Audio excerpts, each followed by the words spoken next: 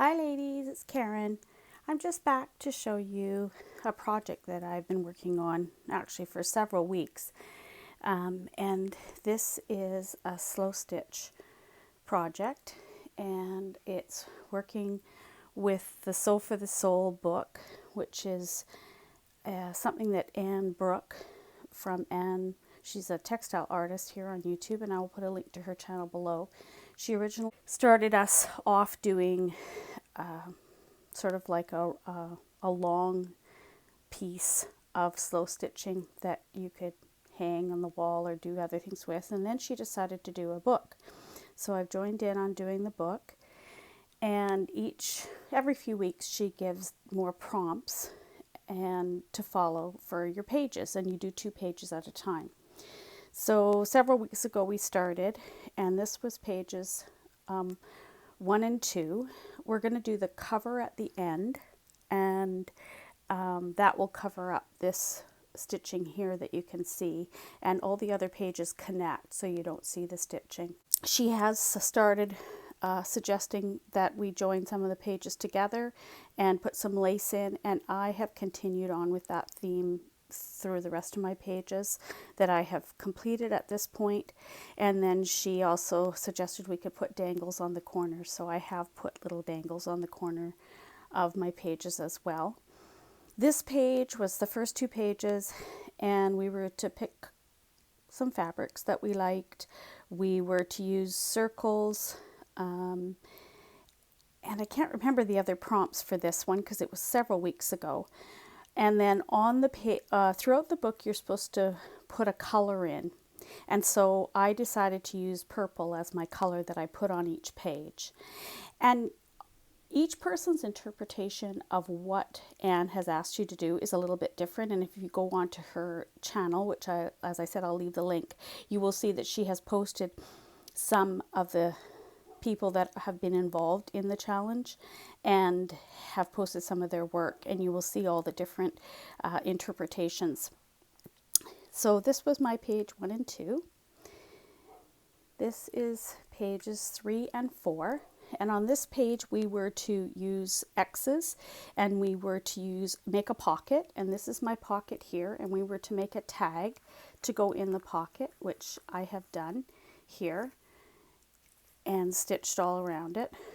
And then again, using different stitches. I've used part of a doily and put a button in the middle to make a flower, and then I put a stem and some leaves on it.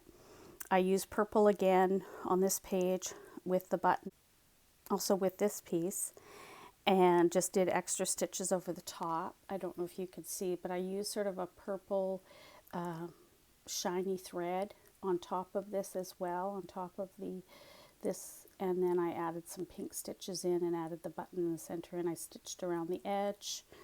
So you just really using your imagination and doing what you want with the pages. This is 5 and 6, and this we were to use yo-yos, yo-yo flowers, and so I have made several different ones. We were also supposed to use a color we don't normally use, so I did put some green in here because green isn't a color I use that much, and I used green embroidery floss to do some of the stitching on top of this piece of lace that I put across the 2 pages. And some of the yo-yos I tucked in some material inside them as well, so added a little bit of purple, a little bit of green, and also a little bit of fabric had purple, and then I put my dangle here is a little purple butterfly, and again added the lace around the edges of the pages.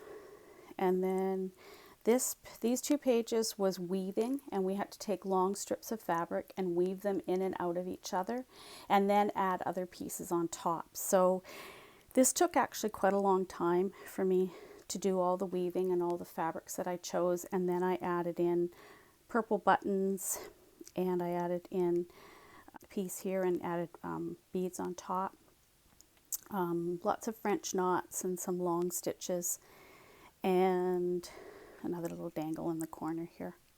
I really enjoyed doing this page. It was a lot of fun, very, very colorful, but that's kind of something that I really like. And again, I added lace on the sides.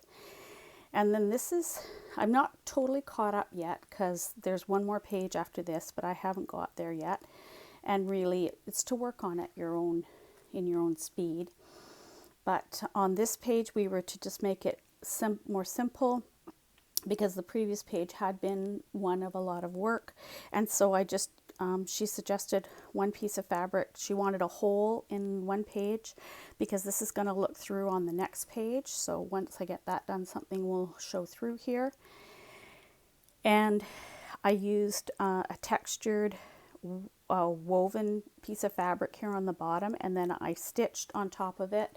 So you will see I did some stitching, and I did some stitching that led up onto the top page, and then I took it up and over and into these little butterflies that I added to this page.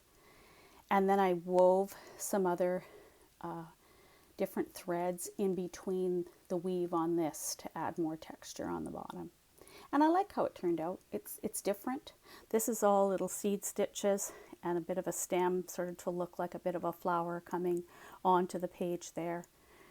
And again, added flowers and with stems and a little bit of beads on them to add something onto the page as well. And then I put these little pins with purple beads on them just to add something else to the page as well and to incorporate the purple. So that is my Soul for the Soul book that I'm working on that I wanted to share with you all.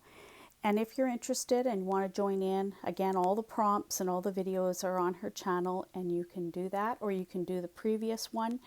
All that information is on her channel as well, and it's really a lot of fun. And she has lots of suggestions for people who want more, and others. She just encourages us to just do what we want to do and have fun with it. And I really have enjoyed doing this. Okay, thanks for joining me today, guys. I'll see you all soon. Bye for now.